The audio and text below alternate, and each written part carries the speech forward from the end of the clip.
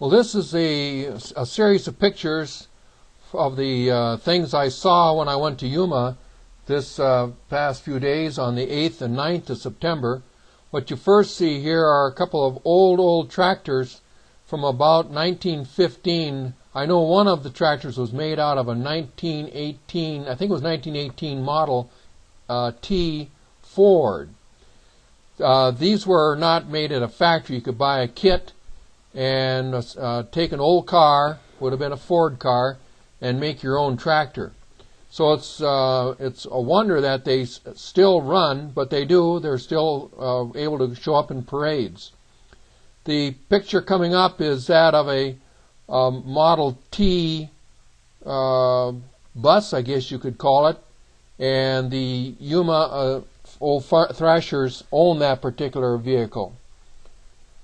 There was also mules on display there from the U.S. Forest Service, and they demonstrated how the mules were packed and how they would hook them up, one mule to the other mule, so they could haul stuff up and down the trails back in the woods, because there are places in this country where you can't take a vehicle.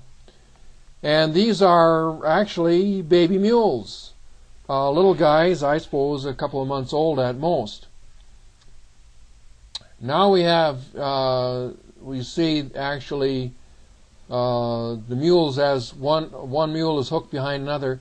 Mules can carry around 220 pounds, and you have to divide the weight up on between the both sides of the mule. So about 120 pounds on each side of the mule. And here's what the mules look like when they're strung out single file, and that's the way they would be laid out when they're going up a trail back in the mountains. Another picture of the same thing. Coming up is a picture of a team of mules that were used on the power unit, as it's called.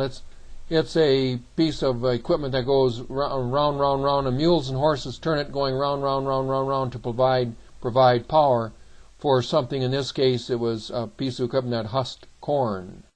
Actually, it didn't husk it. It took the kernels off the cobs of the corn. Coming up is the scenes of the tractor pull. This first one is two big John Deere diesels, an 820 and a 720, pulling the sled that's used in the tractor pull. Here comes a John Deere, and looks like a Model A. No, it's not two John Deeres there. John Deere in the background isn't painted. This is another picture of the same thing, a John Deere with John Deere in the background that isn't painted.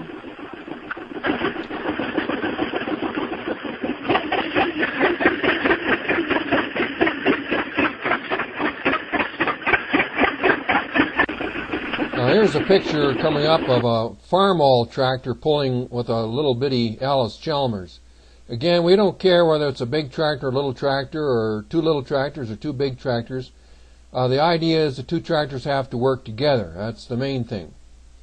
Now, coming up again is another John Deere pulling with a Ford tractor, a little Ford tractor. Up until the late 50s, there were little bitty Ford tractors too. Made by Henry Ford, same guy.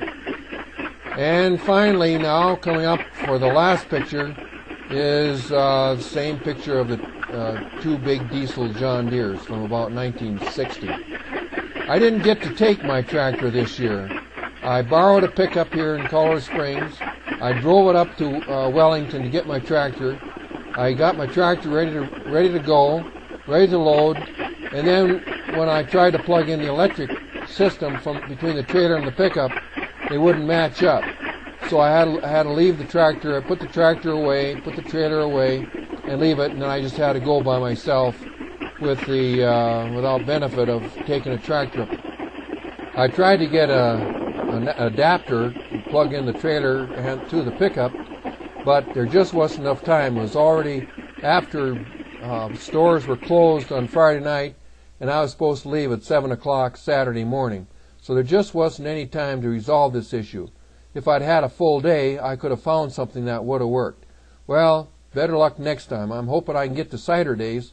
I haven't worked out the details for that yet, but I sure want to get to cider days. That'd be the last one for the season. So until another time, bye.